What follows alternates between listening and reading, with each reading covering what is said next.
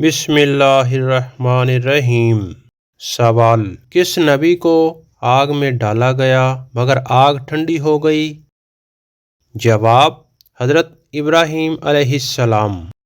سوال: رمضان المبارک کے 3 عشرے کن ناموں سے جانے جاتے ہیں؟ جواب: رحمت، مغفرت اور جہنم سے نجات۔ سوال: جنتی سب سے زیادہ کس چیز پر خوش ہوں گے؟ جواب: اللہ تعالیٰ کا دیدار، جنت کی سب سے بڑی نعمت۔ سوال: قیامت کے دن سب سے زیادہ کس چیز پر حسرت ہوگی؟ جواب: وہ وقت جو اللہ کے ذکر کے بغیر گزر گیا۔ سوال: جہنم کی آگ دنیا کی آگ سے کتنے گنا زیادہ ہے؟ جواب: 70 گنا زیادہ ہے۔ سوال: قرآن مجید میں کس رشتے کو سب سے زیادہ آزمائش کہا گیا ہے؟ جواب: اولاد کو۔ سوال: کس نبی کی دعا کو قرآن مجید میں بہترین دعا کہا گیا ہے؟ جواب: حضرت یونس علیہ السلام کی دعا۔ سوال: وہ کون سا عمل ہے جو بظاہر چھوٹا مگر میزان میں پہاڑ جتنا ہو جاتا ہے؟ جواب: اچھا اخلاق۔ سوال: وہ کون سا شخص ہے جس پر سجدہ حرام ہے؟ جواب: انسان پر، سجدہ صرف اللہ کے لیے ہے۔ سوال: وہ کون سا عمل ہے جسے نبی صلی اللہ علیہ وآلہ وسلم نے آدھا ایمان فرمایا؟ جواب: صفائی۔ سوال: کس نبی کی امت کو بغیر حساب جنت میں داخل ہونے کا ذکر آیا؟ جواب: نبی صلی اللہ علیہ وآلہ وسلم کی امت کے 70,000 افراد۔ سوال: قرآن مجید کی وہ آیت جو مکمل ایک سوال ہے؟ جواب: کیا اللہ اپنے بندے کے لیے کافی نہیں؟ سوال: موبائل کا زیادہ استعمال کس گناہ کی طرف لے جاتا ہے؟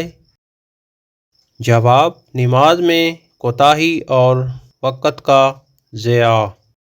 سوال: اسلام میں سب سے بڑی سماجی بیماری کیا ہے؟ جواب: بدگمانی اور غیبت ہے۔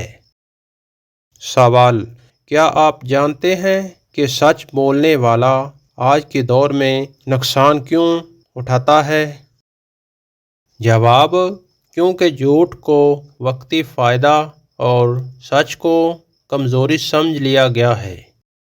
سوال: کیا آپ جانتے ہیں کہ غریب مزید کیوں غریب ہوتا جا رہا ہے؟